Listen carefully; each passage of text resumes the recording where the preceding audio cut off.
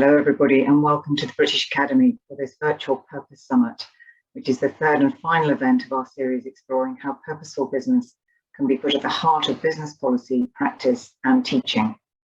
And for those of you who might be joining one of our events for the first time, the British Academy is the UK's National Academy for Humanities and Social Sciences.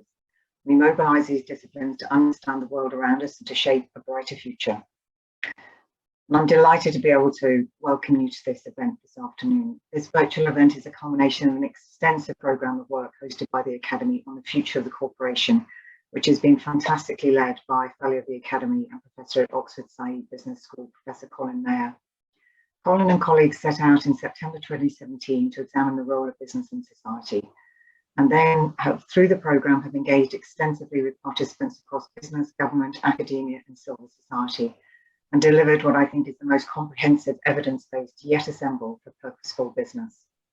It's been described by the Financial Times as one of the world's most ambitious efforts to reform capitalism for the 21st century, and has involved over 4 years of research, deliberation and discussion, and resulted in far-reaching conclusions around the application of corporate purpose.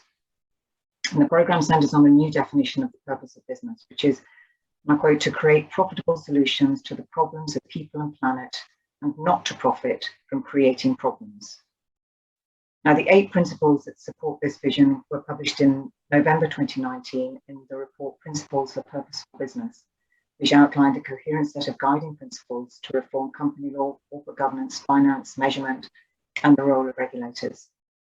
And those principles provide a robust and positive framework to reshape business with purpose and resilience absolutely at that core, being required to contribute to solutions as crises unfold.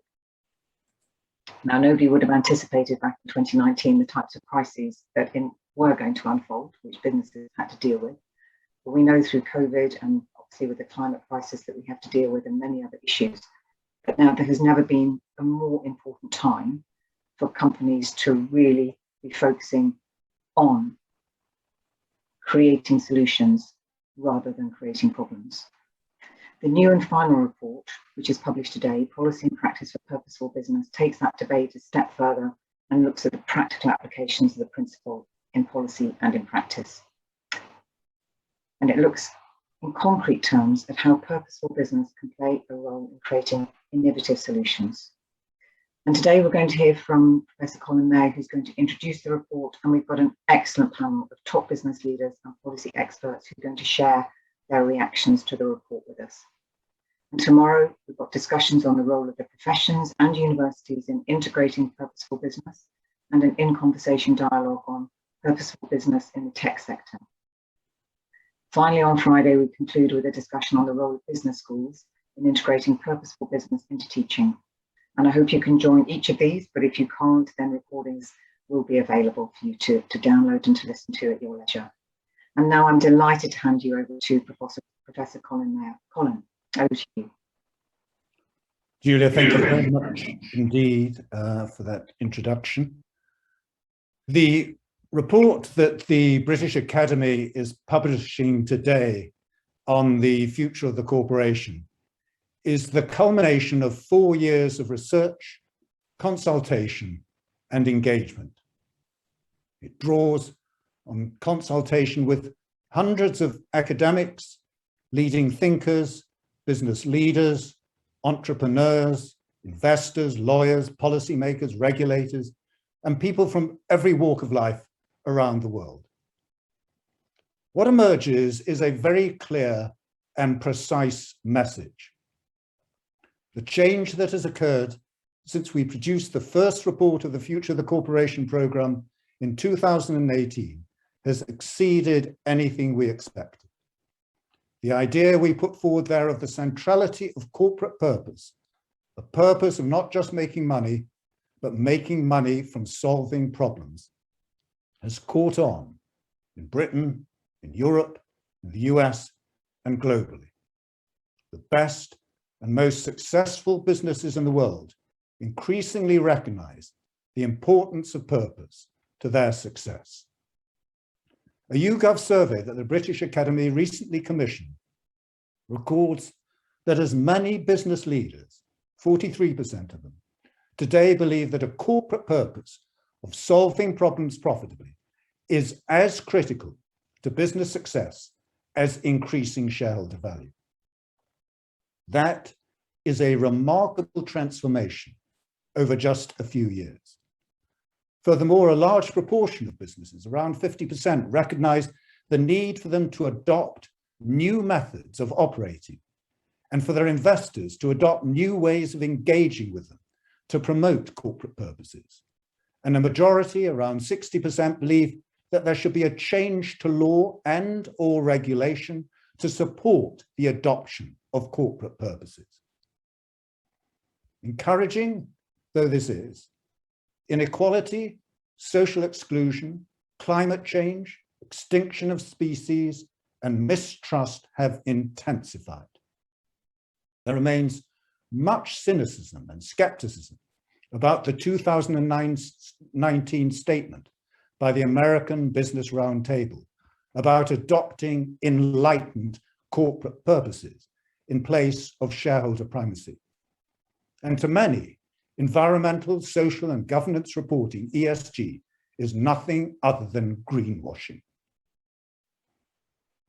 The final report of the Future of the Corporation programme addresses these concerns head-on. It emphasises the centrality of business in solving, not causing problems.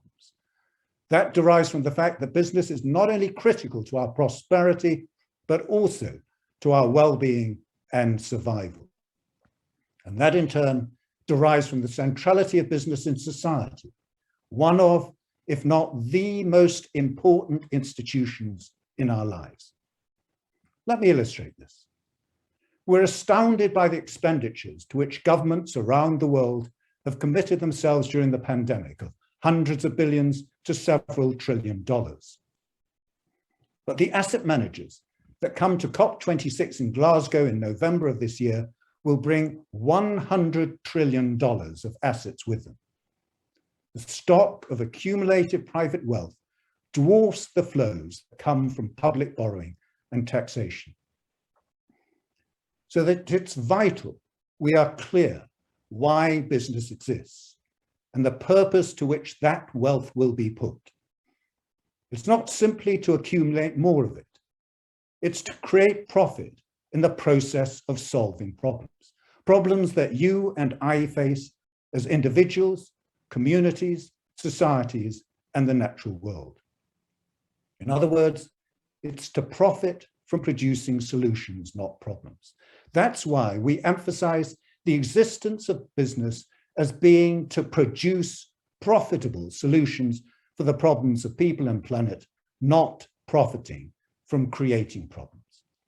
It is critical to the functioning of our economies and markets as well as societies. Profiting from solving problems promotes entrepreneurship, innovation, and competitive markets in solving, not creating problems.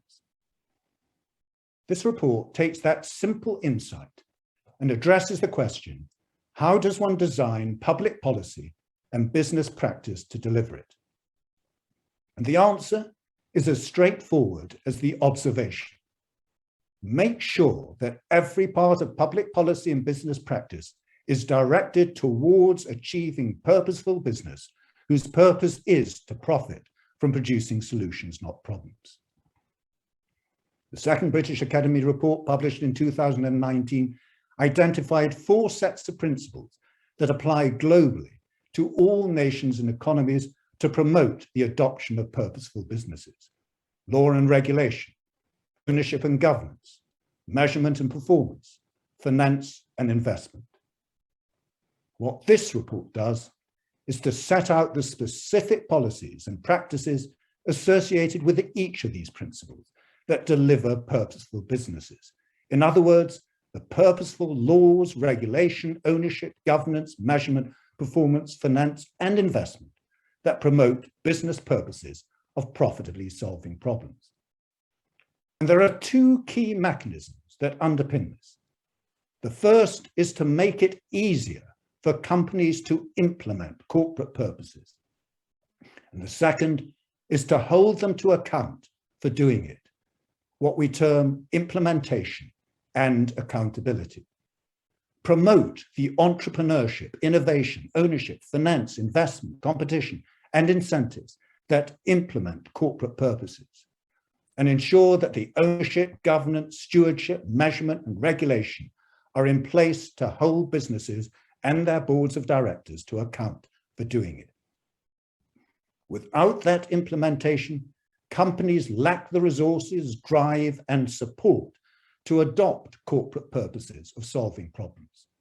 Without that accountability, corporate purpose statements lack conviction and fail to build trust.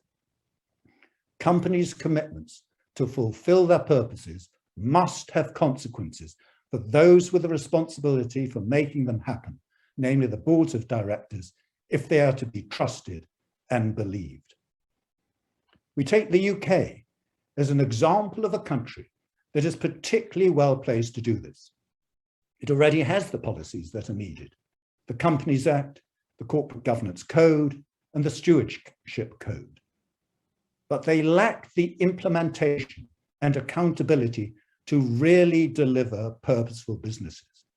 What is required is an evolution and enhancement, not a revolution of current policies, but it's an evolution that will have profoundly beneficial effects on the performance of business, as well as our environment and societies.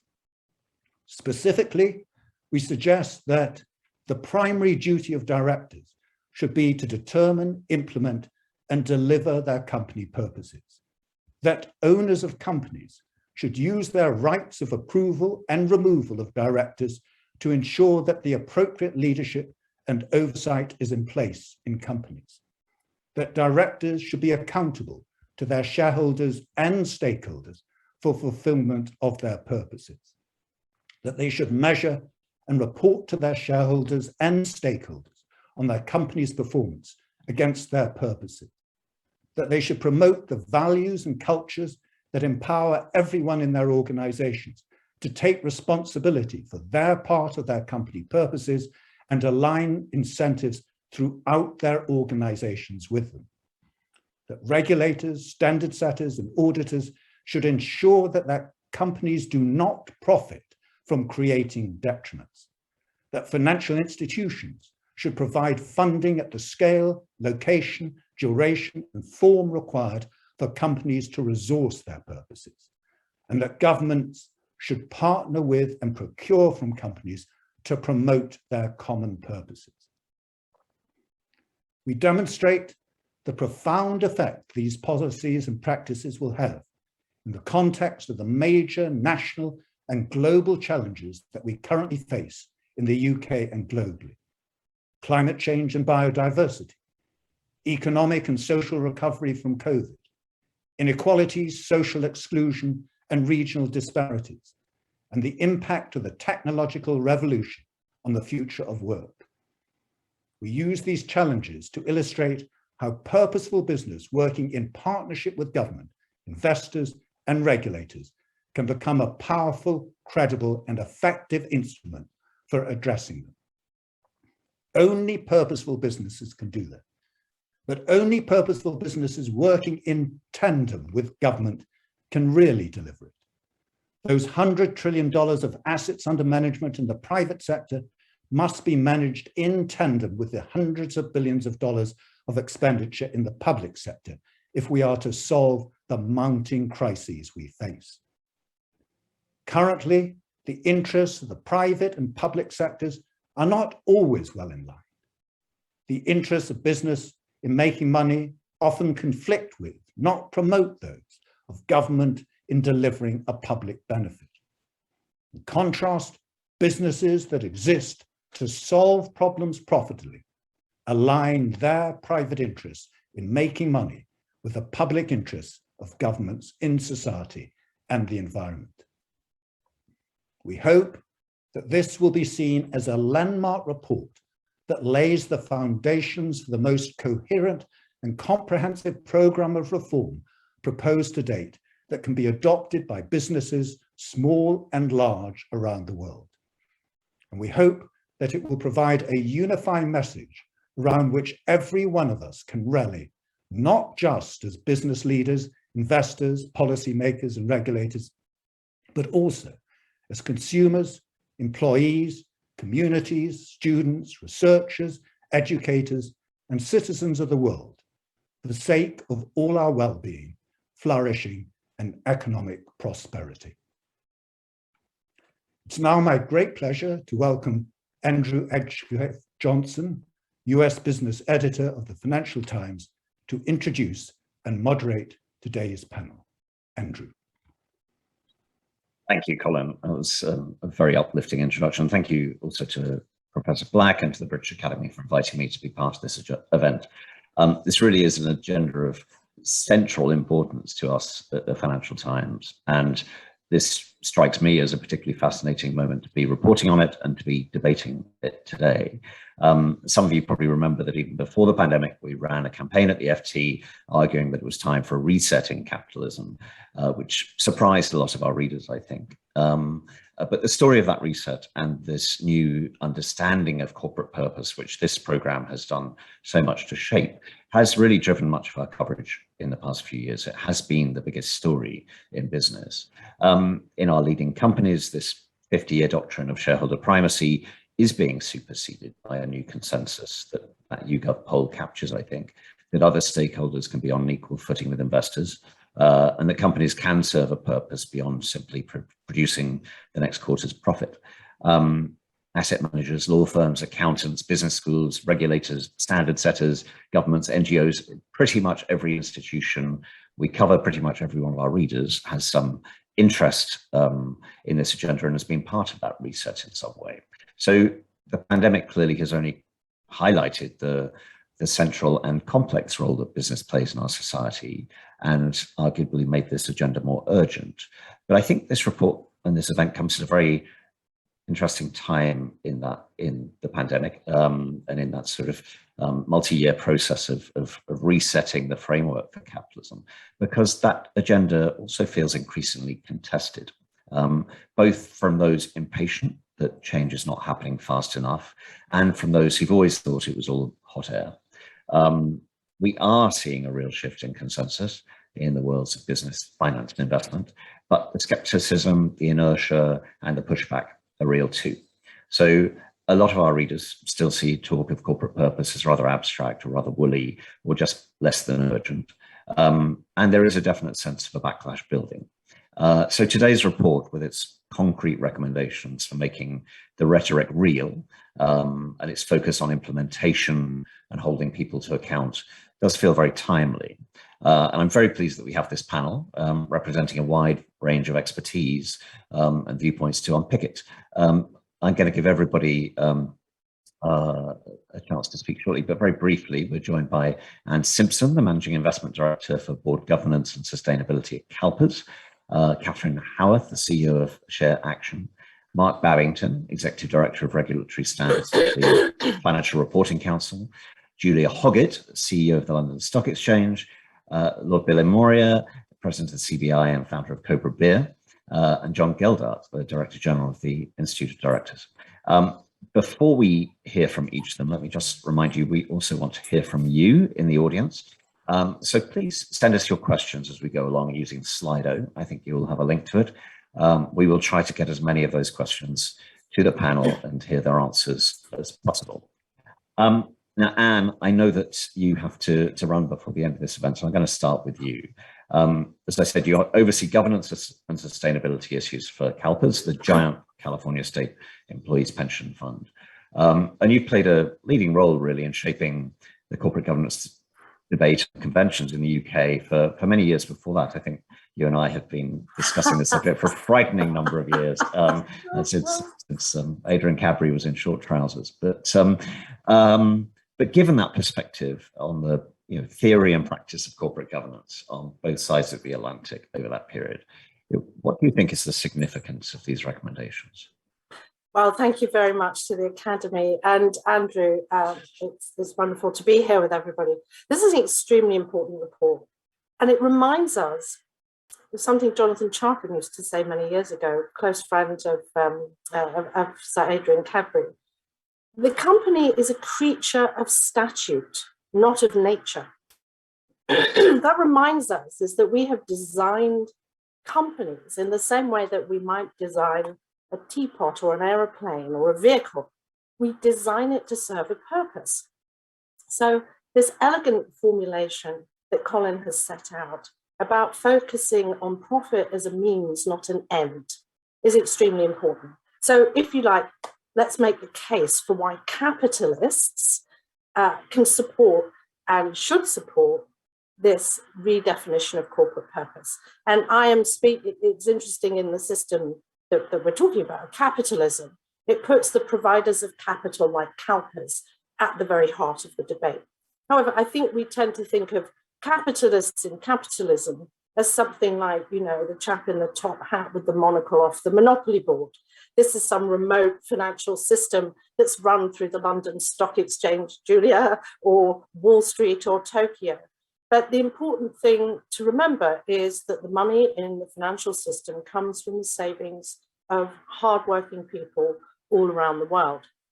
So understanding that finance itself is part of our commonwealth.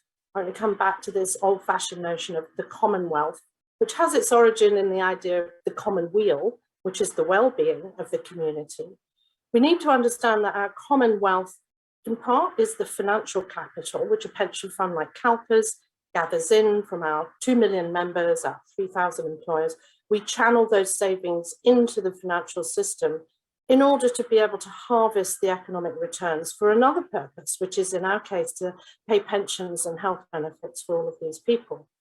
Now, there's more to the story. What investors in their own, neck of the woods have been rethinking is what is our purpose? Now you can say for a pension fund, it's pretty clear over the long term to sustainably create value so that we can pay these benefits for people.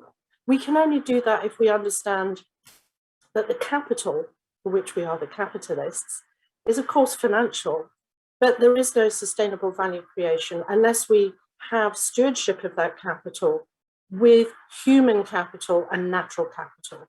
Now, I know the term ESG is very popular, it's an acronym flying around, but I think what it does is distract us from the financial system because there's no letter F. For the E and the S and the G sound somewhat detached. So by redefining the financial system as this repository of our commonwealth and understanding that financial capital needs to be managed with human and natural capital, that reframing of investment, I think, puts us in a very good position to really be working in tandem with these changes that Colin has described so vividly. Because it's being driven not just by rising societal expectations back over the last 150 years.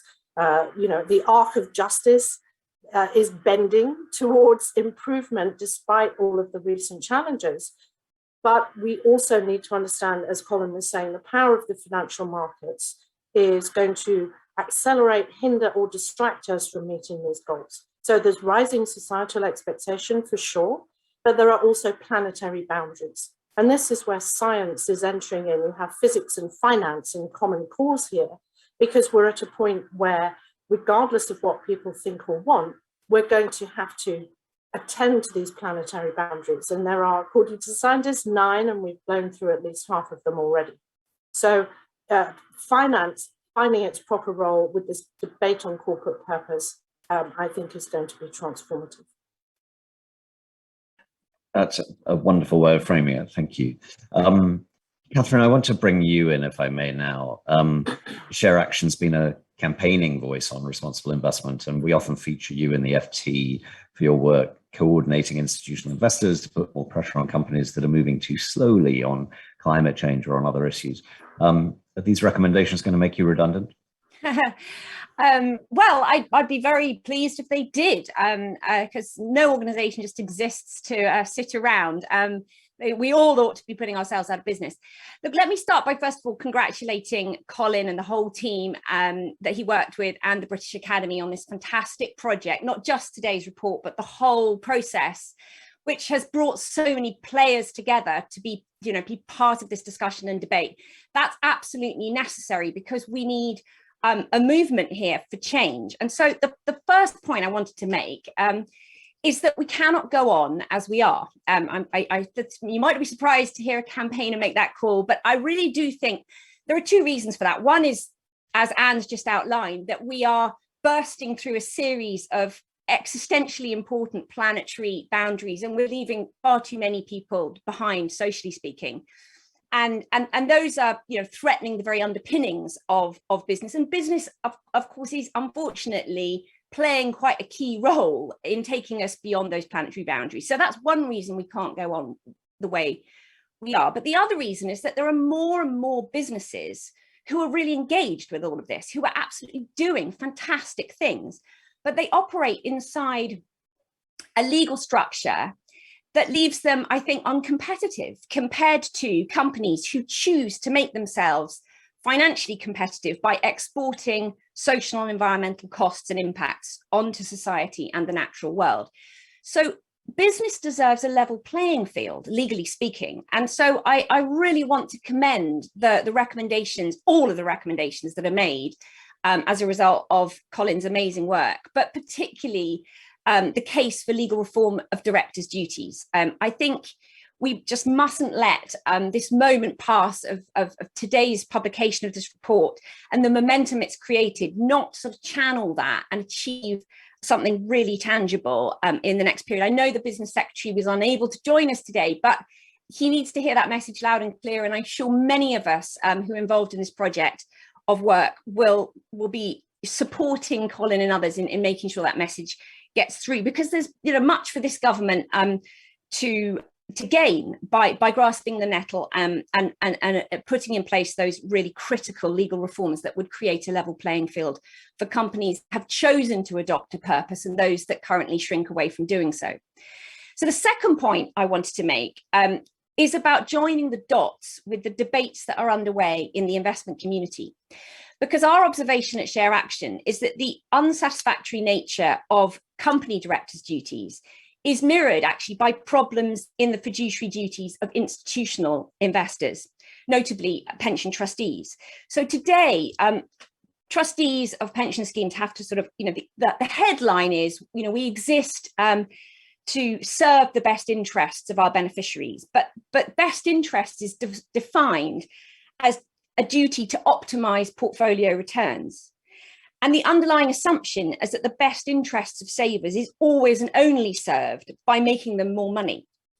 But that's increasingly questionable if the companies in pension funds are behaving in ways that actually reduce beneficiary well-being, increase costs to those beneficiaries and increase risks to them. And I'm thinking not just of climate, but of many business behaviors that actually rebound on the lives of millions of people who Anne has described, paying into a pension fund every month. So I think the fiduciary duties of investors should evolve to optimizing well-being and welfare, not just optimizing portfolio returns. And if we had that legal reform for company directors' duties, which Colin and this project and others are calling for so eloquently, and we married it up with matching reforms to the duties of institutional fiduciary investors, I think we would be well on our way to calibrating capitalism in the 21st century to serve the common good.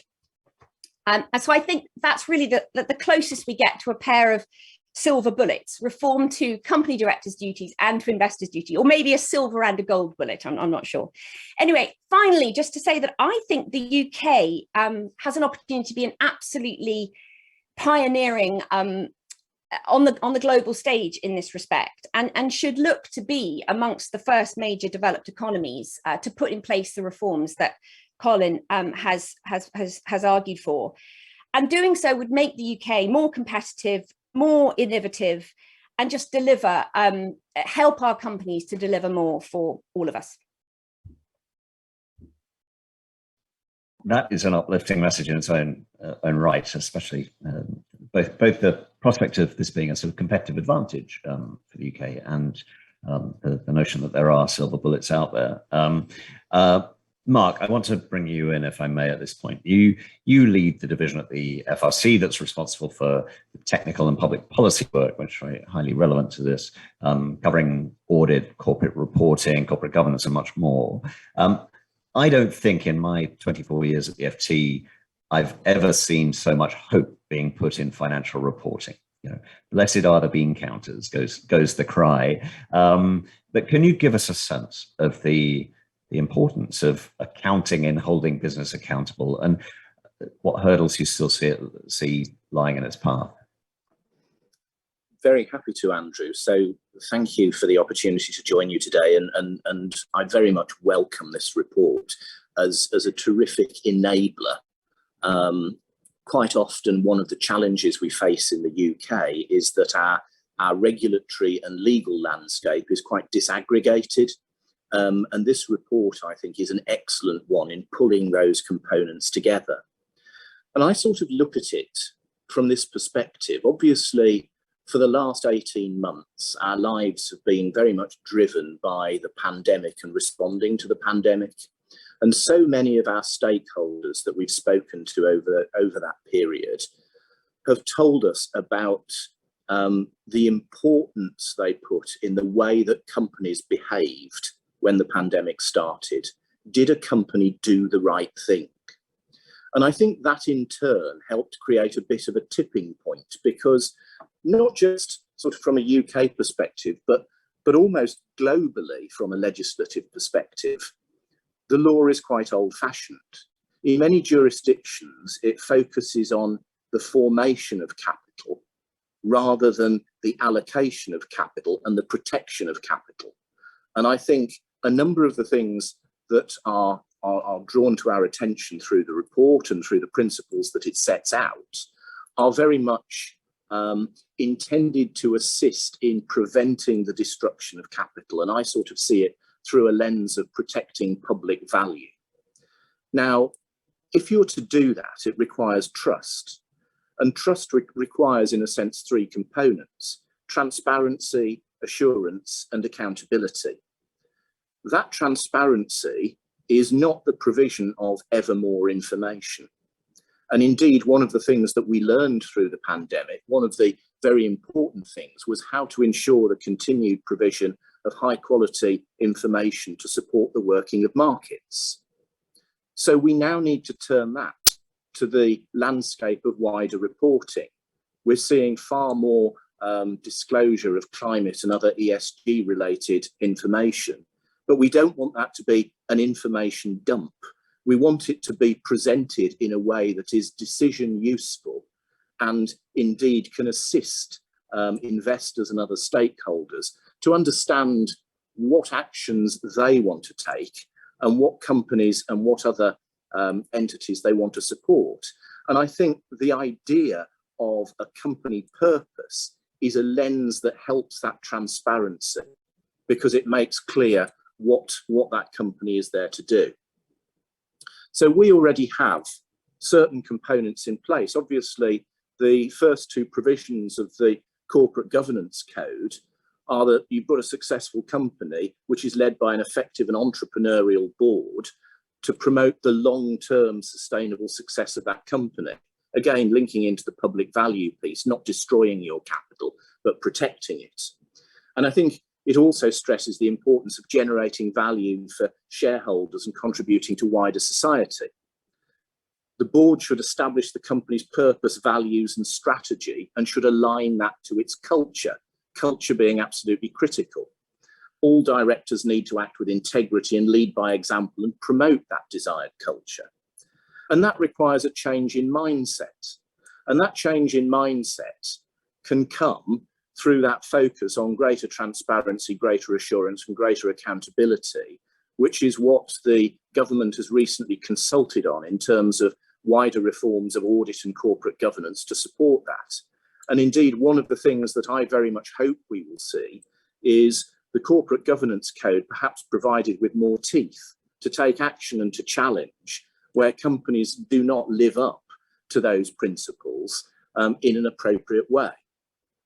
And I think, there's a couple of things that I would point to. It's a change in mindset in an organisation. So it's focused on the wider benefit to society, and that is used in turn to shape its thinking and drive its decision taking. And that means that a company is able to develop a simple and credible narrative that links its purpose to the organisation's strategy and outcomes. And again, you get this sort of golden thread that moves through rather than a series of disaggregated components. That then creates an obligation for a business to create the conditions where each person is seen as someone, and the business seeks to have a positive impact on the lives of those that it touches, both in and outside of the business. Its goal becomes creating value for society. Speakers before have referred to Section 172 reporting. In July of this year, we issued a report looking at how that's done, and it's fair to say that at best it's patchy. However, where it's done to a high standard, it's able to translate the purpose of that company in a way that makes it accessible to its stakeholders, and that makes that company attractive and understandable to those who wish to invest. So from our perspective, we're looking at ways in which we can promote best practice in the marketplace.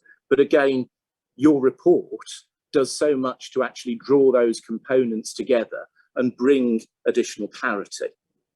And I think the final thing that sort of I should say within that Section 172 reporting is that it recognises that although companies are run for the benefit of shareholders, long-term success of a business ultimately is dependent on maintaining relationships with stakeholders, and as a result, considering the external impact of a company's activities. And again, in short, protecting public value. Catherine mentioned the importance of the UK leading here. I think it's something that we do incredibly well. For instance, in the UK, we have a focus we don't see in many other jurisdictions about using IFRS to properly account for the impact of climate from a company's affairs. More can be done, but we are leading the way. And certainly in our work, our corporate reporting review team are very focused on that. Final thing I wish to say is the importance of stewardship. And you'll have seen recently, we launched our revised stewardship code, focusing very much on stewardship outcomes, focusing very much not on policy and procedure, but how to create a difference. So therefore, looking at the ways in which asset owners and asset managers are acting in the interests of those stakeholders to be able to reflect that wider set of obligations, and in turn to be able to clearly communicate that. So I think we've got a number of components in place and we're using them effectively. But this report is a fantastic step forward in demonstrating how to draw those components together. And indeed, as we look to the implementation of the government's proposed reforms, there's so much in this report that will help add texture and colour and make a more effective regime that will deliver on some of the things that you've set out. So thank you. Thanks very much for that, Mark. And I think that that notion of outcomes is a very interesting one that we might want to return to in the Q&A. But Julia, let me bring you in at this point. You've been CEO of the London Stock Exchange since April. Before that, you were a director of market oversight at the Financial Conduct Authority. Before that, you worked at Bank of America, Merrill Lynch, and JP Morgan. So you've seen this debate as a banker, a regulator, and now at the helm of the stock exchange that matters most to UK PLC. How do you see this report changing those worlds, particularly the exchange? Good afternoon, everybody, and very good question. Can I start by saying thank you for allowing me to join this conversation, because it's a delight to actually be able to bring all of those worlds and the experience that I've had together. What I hope this report does is start to do exactly that last piece. Mark has just commented, and several already have, that a lot of the building blocks of this are actually in place in the UK and being built already. But we don't talk about it that way. And we don't talk about the holistic framing of it through that lens. I think in addition, you made the reference to the concern about the noise on either side of this debate. But there is a silent majority, increasingly, that believe exactly what is at the heart of this report. And so unless we start talking in those terms when we talk about value, and we start talking about the ecosystem serving those terms where it does already, I think we'll miss a trick. And I think this report has the potential to bring all of that together. So I'm at a fintech summit in Holland at the moment.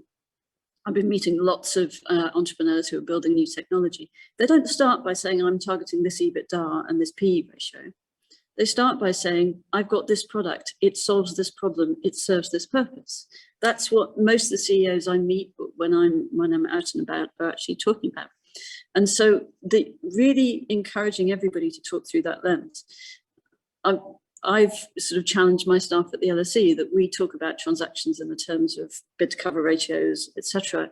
We don't talk about the fact that this is the enabling of a company to create value, to create jobs, to develop new products, to invest in the future.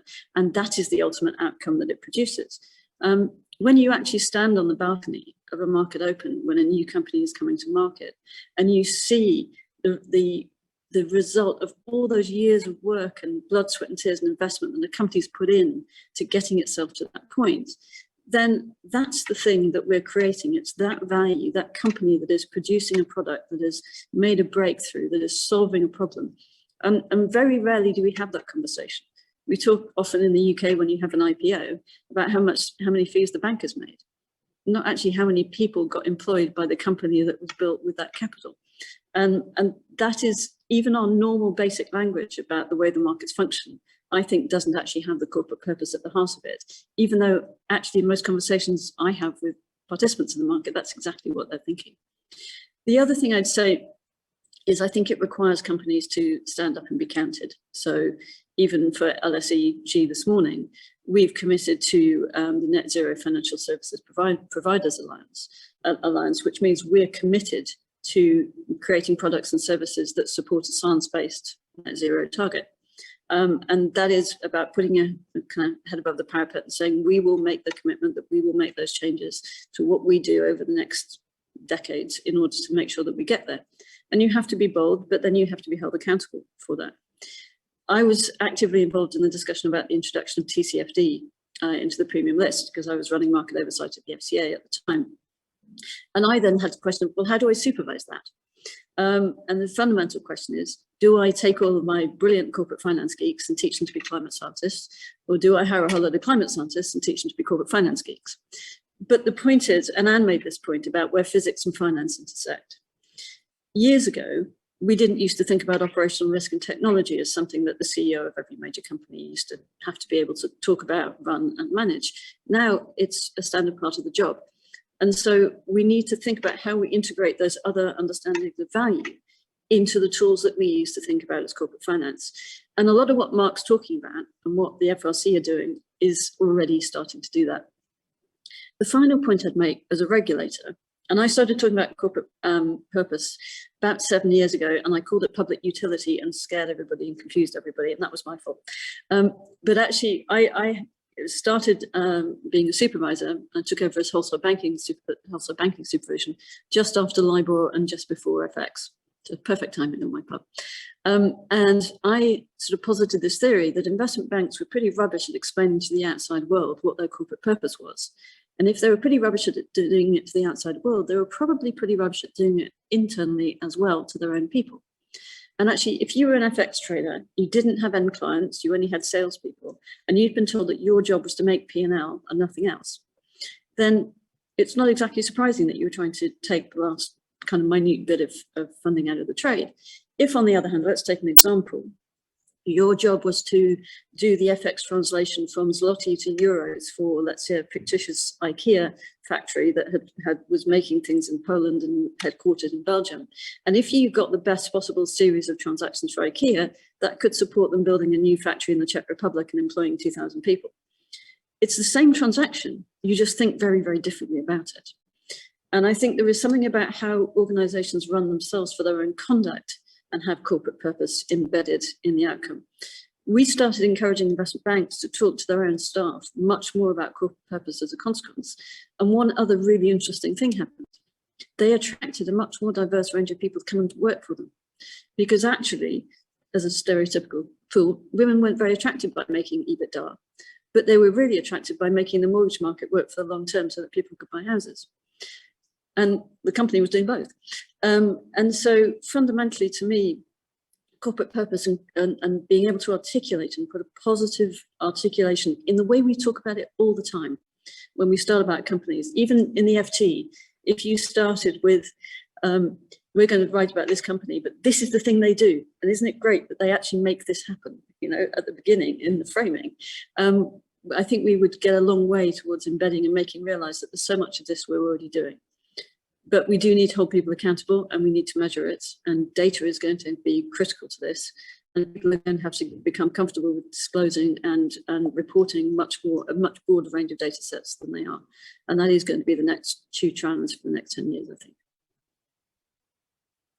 I will take that point about the FT on board, definitely. But I think, you know, in all seriousness, we're moving in that direction. I think, more importantly, this, you know, business is moved by narratives to a greater degree than we often realize. And I think that need to explain purpose, the new narrative of corporate purpose to the outside world and internally, is increasingly important. So, Lord Bilimoria, let me bring you in at this point. You are obviously an entrepreneur. I'm a loyal customer, and you have the experience of balancing, you know, the competing demands of profit and purpose in your own company as it's grown.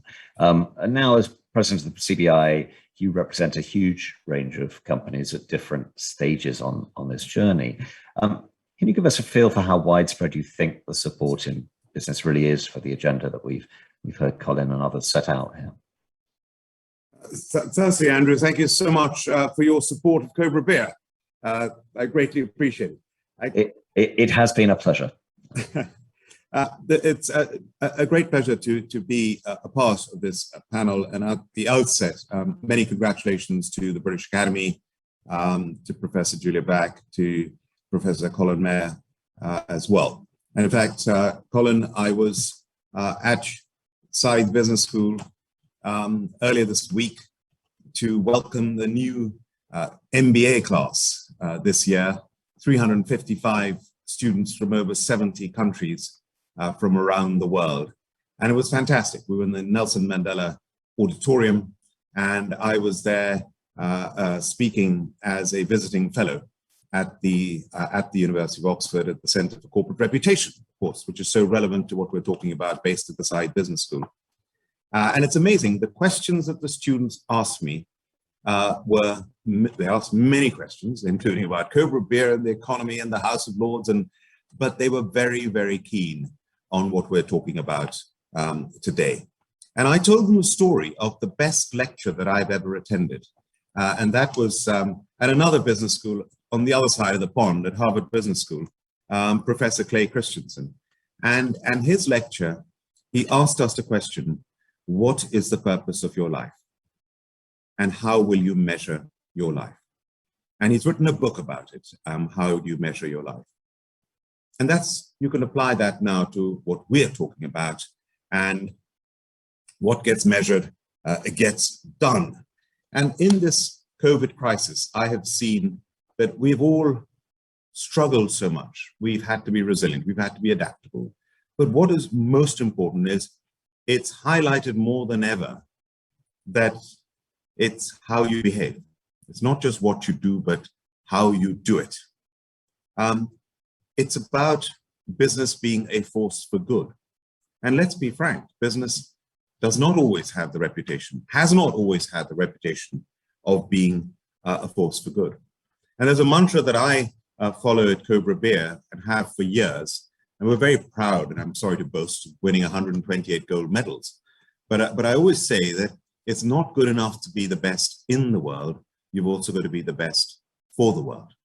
And that is something that you can actually practice as a business. Now, nobody told me to do this when I started my business, but I started putting back into the community from very early days. We started a foundation, which is now 16 years old. How many British companies actually have their own charitable foundations? You do the research, it's a tiny, tiny fraction. So also the other thing, mantra that I've had in building my business, and I started as a micro business, there were just two of us, and now I have, for the last 12 years, joint venture with one of the largest brewers in the world, Molson Coors. And I've always followed the partnership model. And the partnership model, you can also call it stakeholder capitalism, but the partnership model is you don't just worship your customers and bully your suppliers and bully your employees. And You don't treat people as clients and they're my advisors. It's a partnership model. So you treat everyone as part of your family, as a partner. Your customers, your suppliers, your accountants, your lawyers, your advertising agency, they're all partners. And I believe that goes so much further. And Mark spoke about trust and about transparency, assurance, accountability. During the pandemic, one of our HBS professors, Frances Fry, gave a virtual lecture, and it was fantastic. She just spoke about trust. And she described trust as a triangle. So to engender trust, first, you've got to be authentic. This applies to a corporation, to an individual, to a country, quite frankly. So A, are you authentic? Is it the real you? Two, the logic. Do you have the capability to deliver what you say you're going to be doing? The professional ability, the capacity, the capability. And the third part of the triangle is empathy. Are you in it for yourself, or are you in it for them? And Mark also mentioned about directors leading with integrity. And I found in the 3 times that I've nearly lost my business, the 3 things that got me through, one was having a strong brand. Second was having the support of a loyal team and family, including my wife. Without her support, I wouldn't be here talking to you. And the third is integrity, always playing with a straight bat. And the best definition of integrity that I've ever heard, the Archbishop of Canterbury, Rowan Williams, when he was Archbishop, came to the Zoroastrian Parsi Centre in Harrow, and I'm a patron of the Zoroastrian community in the UK, and I welcomed him in my speech, and then he said, Lord Bilimoria has mentioned the word integrity 3 times in his speech, and the Zoroastrian Parsis are renowned for their integrity. And he said the word integrity comes from Latin and Greek words integra, integrum, which means wholeness. You cannot practice integrity as an individual, as a company, if you're fragmented in front of the light. You can only practice integrity if you're whole and complete. And I've never forgotten that. So to conclude, we've gone from 12, 13, 14 years ago about talking about PPP, people, planet, profit. We're now talking about ESG, environmental, social governance, sustainability. And at the CBI, which we just launched a new report called Seize the Moment, which is the opportunities over the next decade. We quantify them at about £700 billion. And there are 6 pillars to our Seize the Moment document, our strategy, our economic strategy. One is a decarbonized economy. Secondly is an innovation economy. Thirdly is a globalized economy, global Britain. Then a regionally thriving economy, the whole leveling up concept, including clusters, and an inclusive economy and a healthier nation. So when we talk about young people, going back to the lecture that I gave at the Side Business School, you talk to young people today, they're ahead of the game in terms of this report. 2 things matter to them more than anything else. Survey after survey proves this. One, they passionately believe in sustainability in terms of the environment, climate change, biodiversity. And secondly, they really, really want diversity and inclusion. And Julia, you spoke about diversity. And at CBI, I'm proud we've launched Change the Race Ratio to promote ethnic minority diversity throughout all business, which is something we can discuss in the Q&A if you'd like to. So congratulations again to the British Academy, Policy and Practice for Purposeful Business, music to my ears. Thank you. Thank you, Lord Bilimoria. I think this triggered 2 thoughts for me. One is your mention of the segue from PPP to ESG, throw in CSR and everything else along the way. I'm deeply grateful to Colin and his team that they haven't added another acronym to the list. But more seriously, in your talk about integrity, about trust, about reputation, we live in an increasingly intangible economy where the value of our companies is increasingly driven by their brands, and this purpose agenda, I think, these rather intangible things, just in lowercase intangible, are actually very, very intimately connected with crunchy value. So, John, let me give you your turn at the microphone. You've been Director General of the IOD since 2019. Before that, you're a global board member of Grant Thornton International. This report raises some fairly fundamental questions about the primary fiduciary duties of directors. Can you tell us how you think the IOD's members are going to respond to its recommendations? Absolutely, and I think that, again, as others, just to commend the Academy for the work and Colin and the team. The IOD has been around since 1903. We got our charter in 1906. So we have, if you like, endured many different changes in society, from wars, pestilence, and politics. And we come to this point where in today's society, where we essentially represent, if you like, the core of the middle market of the United Kingdom. So not those who are listed, not those who are maybe affected in as they may see by the rules and regulations that govern the listed market. But of course they are, under the weights principle, larger ones are, and there is a filtering down through business of good and best practice. So we are passionate about the role of the director. We are what we say on the tin. We are the Institute of Directors. We're the Institute of Individuals, and individuals have responsibility for running their corporates. Companies aren't made up of companies, they're made up of individuals, and the individuals that run those organizations are the directors who we represent.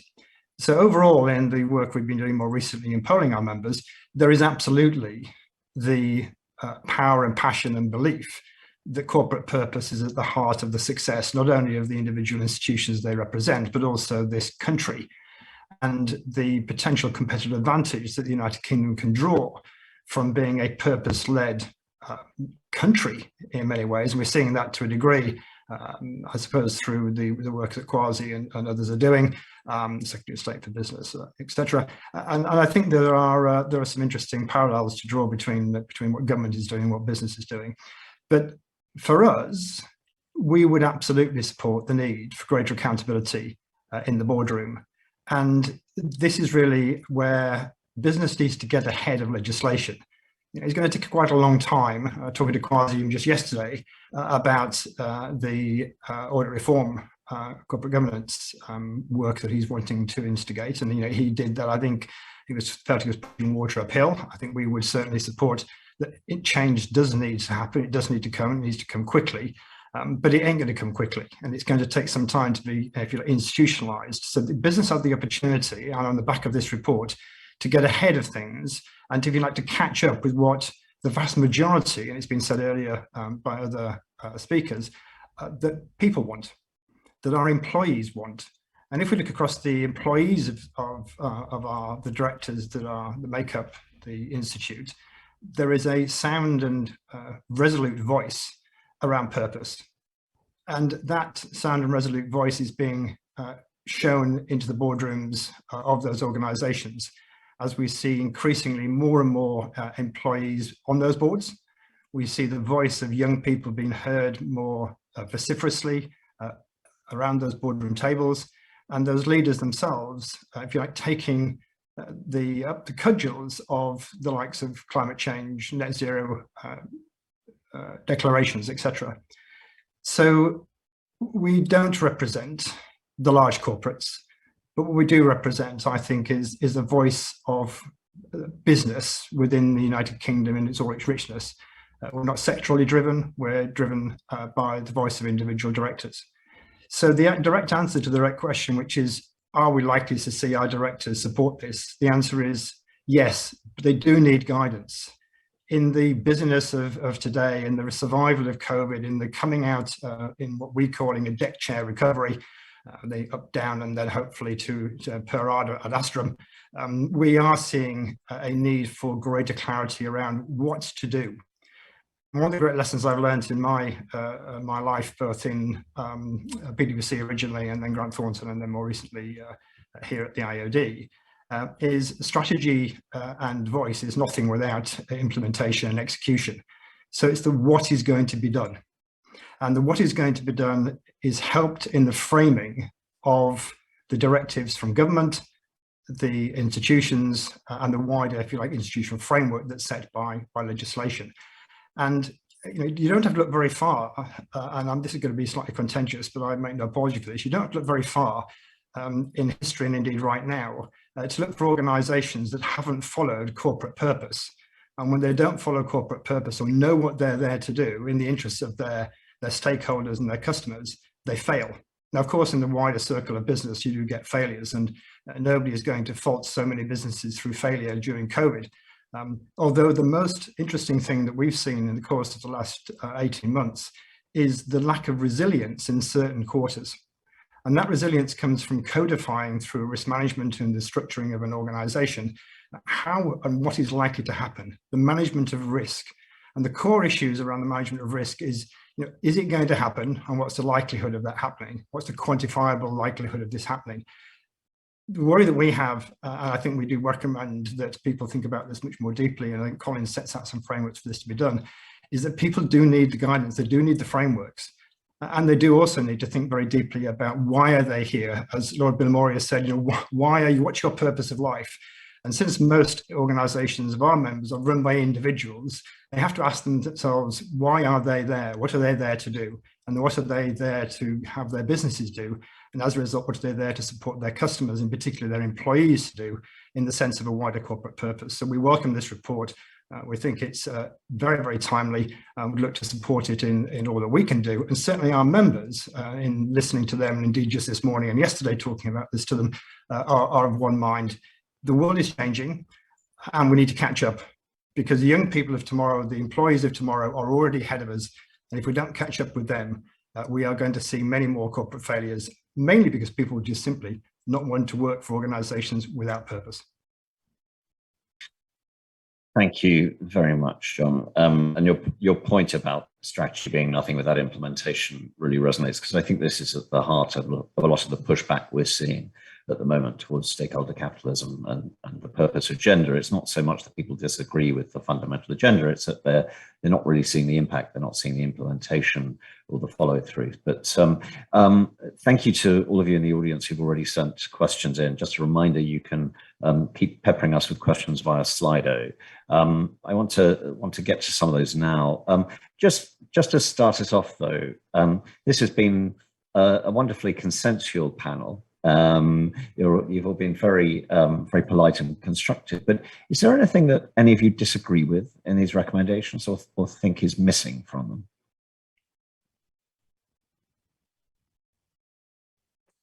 Can I make a point? You may.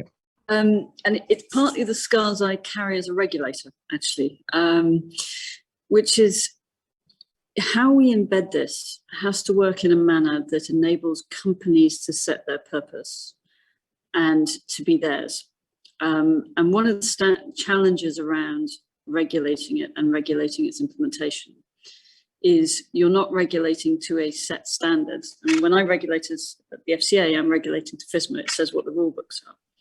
But actually, you're regulating almost to a narrative and a description of each company's individual purpose, which makes it much more bespoke.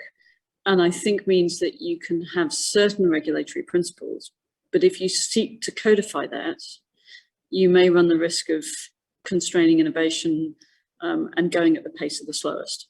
And so there is a really interesting tension and challenge in that, which I think we have to address. Now, I don't think it says that we can't do all of the things which are thought about.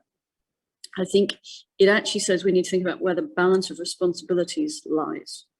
And I think it puts more on stewardship, actually. I think it puts more on the engagement between investors and the companies to really think through how they're holding to account that articulation of purpose versus the delivery of it. There will be places where there is demonstrable, measurable, and needs to be accountable impact. Climate change is a key example. But I think that is one piece of the puzzle. My other point would be, I'm very keen that we, in this sort of discussion, break away from the public-private debate. If you think about it from a climate change point of view, the fact that you're a public company or a private company has no direct impact on the potential that you could impact the planet. And increasingly, when you think about corporate purpose and impact, that is the case. And so where we make deliberative policy decisions to bring those two expectations of companies together versus where it is legitimate that they diverge is a really interesting question I think we have to grapple with. So couple of thoughts. Those are very, very helpful. Does anybody else want to jump in on that? Maybe if I could just one question, Yep. one observation really, which is often regulation is seen by many organizations, by many individuals as being for the big guys. Speaking on behalf of an organization, it's about, if you like, the smaller guys and the individuals who are not governed by the capital markets to a large degree, or vicariously we are. Getting this embedded, getting this, if you like, moved to the next level as quickly as possible is going to be a huge challenge, because it's all very well putting regulation or structures in place, and legal structures in place are going to be very important. But everybody will look at this as being the big. So it'll be, oh, well, that's Amazon, that's Shell, that's BP, that's not me. And making this relevant for the mid-cap, mid-market company in the United Kingdom that by and large are the major employers of this, indeed any economy, I think is going to be a real challenge. And I did discuss this very briefly with Colin the other day. But we have seen, for example, I mentioned resilience earlier. It is very, very important that that is captured and brought into the debate, because so often businesses will do what is right now at the peril of not doing what is right for the future. And I think driven by short-termism is a real worry. And I think driven by it's all those other people that have to do this stuff is also something we really need to be thoughtful about, and to bring this down, drive it through into the middle market, into if you like, colleagues that would be members of the FSB, for example, I think is also super important. That's an excellent point. There was a question from the audience which follows on a little bit, I think, from your point about short-termism, and that's how do boards deliver on purpose when they're often so worried about aggressive activist investor campaigns against them? This is something that comes up again and again in our discussions this subject. I don't know, maybe Catherine, do you want to give us a feel for that? Is this, is the fear of activists going to hold this back? So I think it might well, and that's really at the heart of my comments, which is that reforms to company directors' duties, which I think are needed and would really open things up. I think the formulation proposed is very permissive rather than micro-regulatory, and so I think it avoids the risks that Julia's outlined. But I think so long as those that have the rights to dismiss directors and to hold them accountable at annual general meetings have themselves, and I'm talking here about powerful, large institutional asset owners and asset managers, if their corporate purpose and their obligations continue to focus absolutely on returns maximization, then you've got kind of a disjuncture and a potential risk that the signals coming down from those with the greatest power to hold business leaders accountable are not themselves serving a broader purpose. So I do think the potential risk, and actually I think we saw this with the 2006 Companies Act, because when it was introduced, there was enormously high hopes that this would be transformational.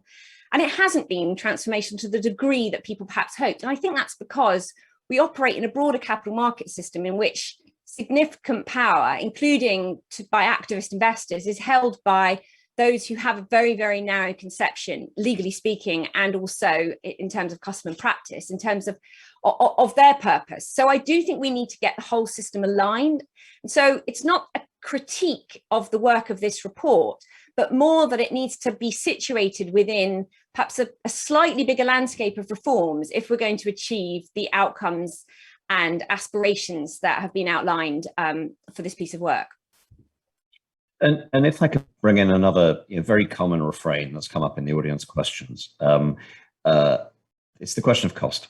To use Colin's framing, many companies seem to have found it pretty profitable to create problems in the past rather than solve them. Otherwise, we wouldn't be needing this discussion. There's a question from the audience saying, has there been a realistic assessment of the additional costs of this agenda to business? Maybe this one for Lord Bilimoria, but do you see extra costs in this agenda? I've never ever thought about it in terms of cost. It's just so important. If you think about charitable work, for example, that a company does, of course there's a cost to it, but you can't take that attitude. You're doing it because you want to help and put back in the community. But the benefit to people you're helping and the benefit to your brand is very powerful as well.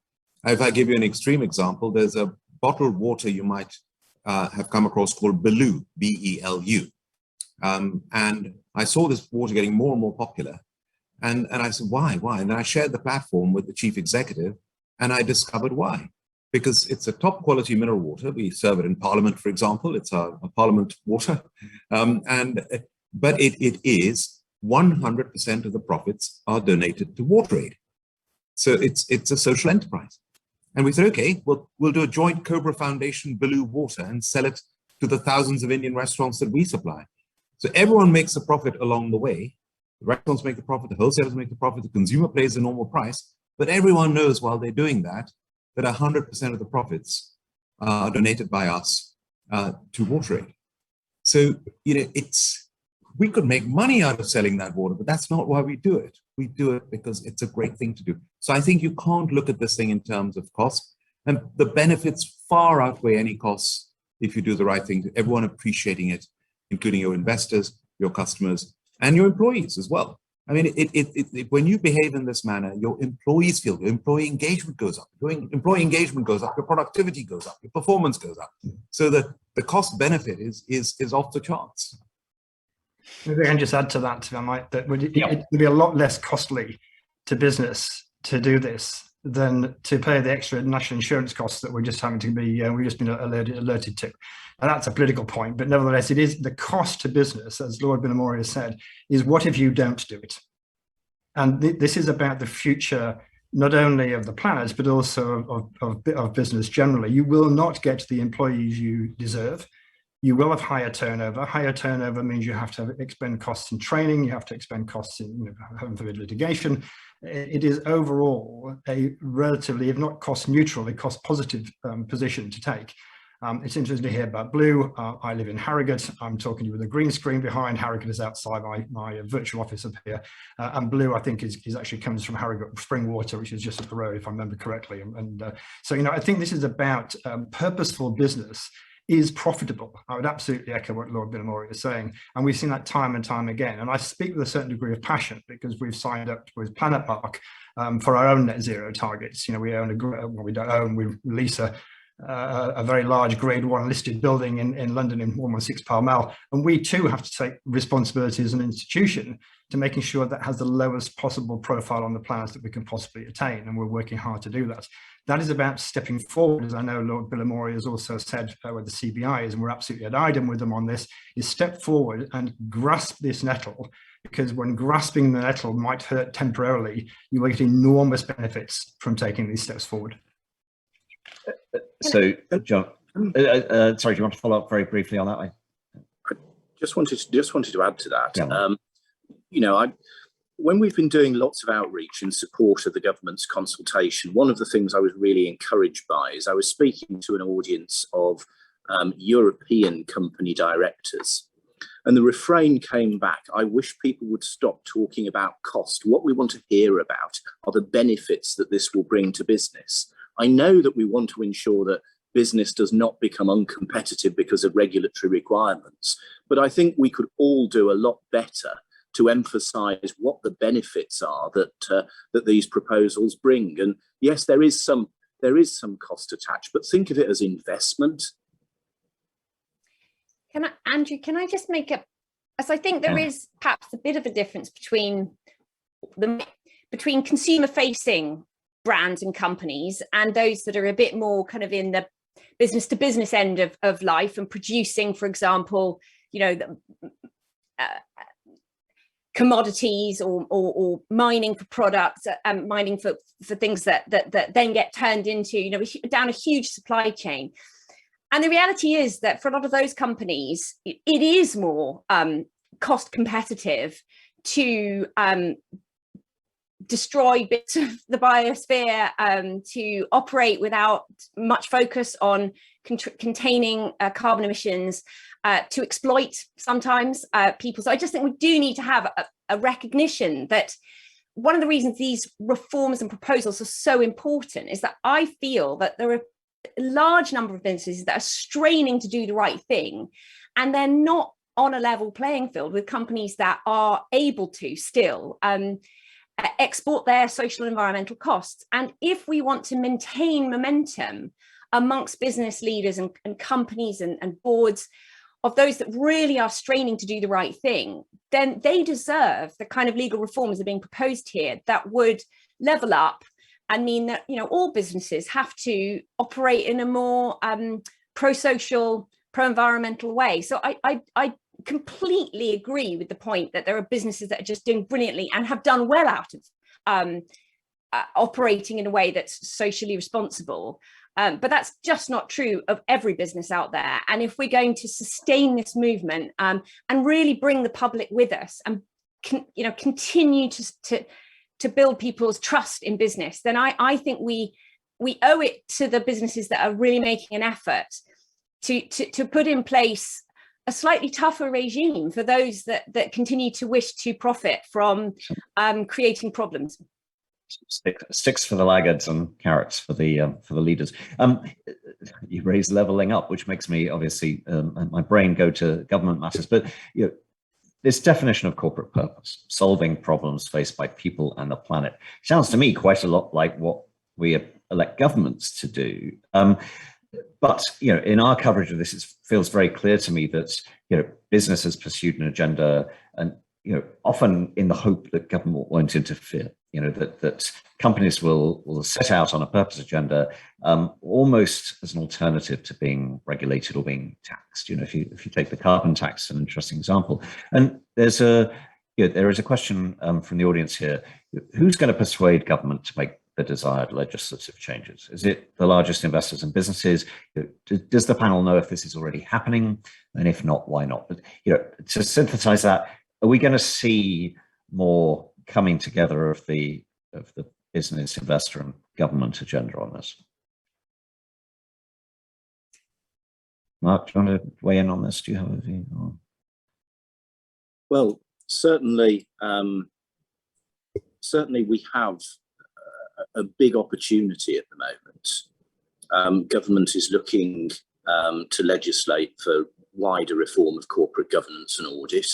One of the things that is a huge prize there is steps that can be taken to make the regulatory landscape simpler to apply and simpler to operate, and more effective as a result. And indeed, one of the things that I was doing with Julia in her former role was looking at how we can identify opportunities to create better regulatory alignment.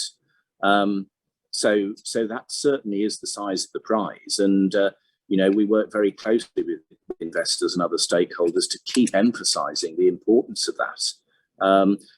But I think a real challenge for us is the fact that in the UK we tend to do things through a lot of amending legislation.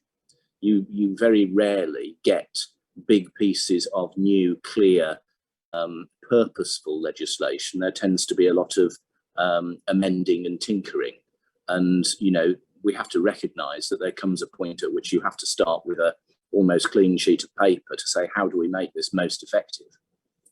If I may just come in and add to that, what I've seen is this pandemic has brought quite a few things to the fore, and one of them is the huge power of business and government working collaboratively together, and the huge disadvantage if government tries to do it alone.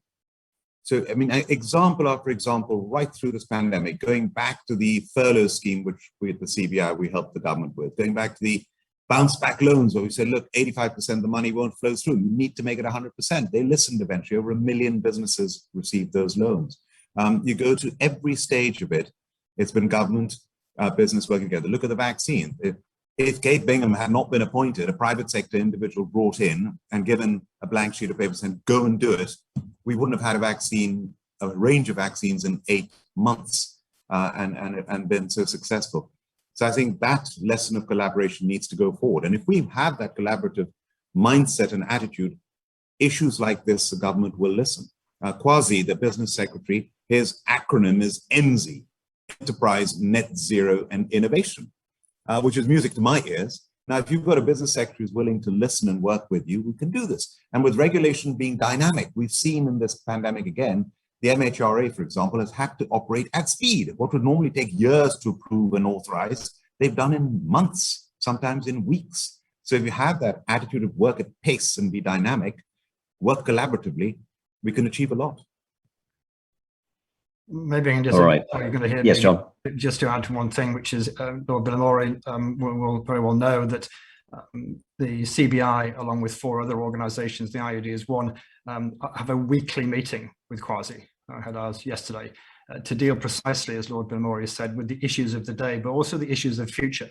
And to my understanding, and this has really come through the collaborative approach that Lord Bilimoria has referenced during the pandemic, it was a collaborative approach. It continues to be a collaborative approach. Whether they always listen is another issue, but they're certainly open. And I think, therefore, if you put that together with the fact that we have before us the audit and corporate governance reform opportunity around the Act that's going to be enacted, it is an enormous opportunity to do something now. The good news is that we are being listened to. The bad news is that it's a cacophony of sound that can attack the government at any one time. We need to distill it, and I think this report is enormously helpful in doing that, distill it into a few key asks. And I think that's where a few key asks will make a difference. To the point that's been made, what are the few key asks that are going to make a huge difference? Rather than rewriting the rule book, starting with a blank sheet of paper, what are the key 2 or 3 key asks that are going to make a fundamental difference? We would say it's around the duty of directors, others would say around other things, but nevertheless, that's where this opportunity lies, in coalescing around a few key things that will make a difference. And they do, and they are prepared to listen. And I think that is the responsibility of business, to step forward at this point and make our voice heard in a very direct and specific manner. Thank you very much. Well, Colin is the master of distillation, so I'm going to hand this to him to wrap up in just a second. I mean, from my point of view, listening to this discussion, I do think this is quite a delicate moment. I think in the early months of the pandemic, just protecting profits was an all-consuming priority for many businesses. But I think as we've come through the COVID period, it's become clearer to us that the businesses that kept a broader purpose in mind have secured stronger relationships with their employers, customers, suppliers, and other stakeholders. And there is still definite skepticism about whether public and private sectors will work in tandem, as Colin put it. But I think there's also a model of how that can happen coming out of the pandemic, as you just said. Expectations of business are definitely rising, as Anne has said, but that in its own turn creates opportunities for business to do more and to help set this agenda. And I think it is becoming clearer, as Lord Bilimoria said, that there are benefits to this agenda, not just costs, and that we can reframe the narrative in those terms. As I said at the beginning, the pursuit of a broader corporate purpose does still feel contested. Stakeholders, some of them very skeptical, are going to be holding business to account, whether business likes it or not. I think financial news organizations will be part of that process of holding business to account. As Lord Bilimoria said, it's how you behave. We're going to keep tracking that, the reality of it, and how it matches up to the rhetoric. And I know that our readers will as well. It feels as though there's a real show me mood afoot right now among our stakeholders, and the coming years are all going to be about those stewardship outcomes that Mark spoke about. So I would like to thank all of the panel for their contributions to this. I think we could have run for another couple of hours at least, but Colin, I'm going to turn it back to you to knit it all together. Thank you. Well, thank you very much, Andrew. Well, we've just heard a remarkable degree of consensus from the heads of the CBI, the Institute of Directors, CalPERS, Share Action, the London Stock Exchange, and the FRC. It's not always that one hears such a degree of agreement from leaders of business, investors, and regulators. And what I'd urge is that we grasp this. We should appreciate that business and investors really want us to implement what this report suggests. It's good for business, it's good for investors, and it's good for us as communities, societies, the natural world, and the environment. We've had a tremendous discussion, and I'm extremely grateful to all the panel for their brilliant contributions to it. I'm also very grateful to you, Andrew, for having moderated the session so superbly. A particularly important sector in relation to corporate purpose is technology. And tomorrow at 4:30 p.m. UK time, I will be having a live fireside discussion with Reid Hoffman, the co-founder and former executive chairman of LinkedIn, about his views on whether and how corporate purpose can help address the many issues that the technology sector of the future faces. Tomorrow and on Friday, we also focus on what we believe to be critical to the implementation of the policies and practices we've discussed today, and that is education.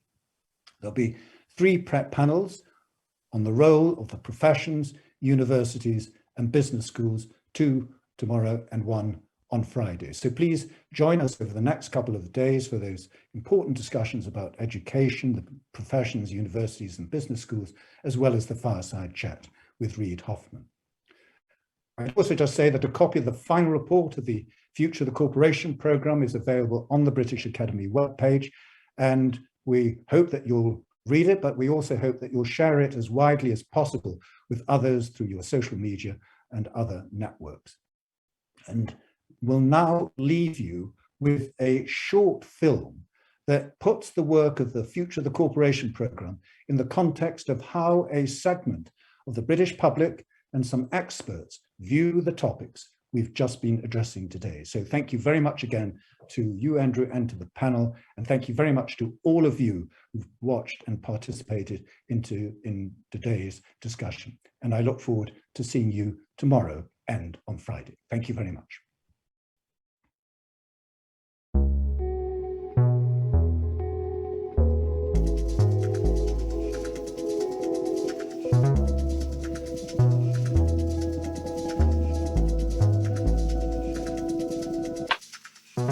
Businesses should provide stability to the employees that they've got. Something continually rolling to help within the community as well.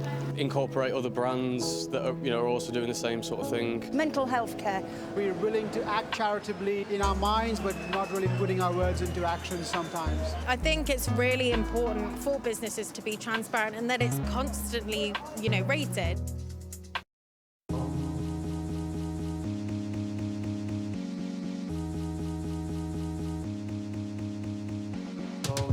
If corporations put their purpose at the heart of everything that they do, it will make them think very differently about their social and environmental impacts. So I think there's lots that we do in terms of the way in which we operate. From our carbon footprinting, we get that independently verified, and 100% of our profits are given to World Trade. I suppose the key thing about being purpose-driven, it gives you that framework for the right sorts of decisions in order for you to fulfil that purpose. The challenge we have at the moment is that we need to rewrite the rules so that all businesses are behaving responsibly.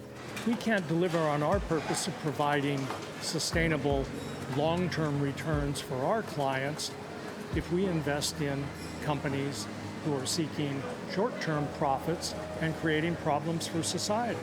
If we want to build forward together, we have to have a sense of urgency across board. And we need to pivot very quickly to a model of capitalism that is regenerative and restorative. And we need new, bold, fresh ideas to frame how we build that new economy. And the Future of the Corporation is providing that insight and that intelligence.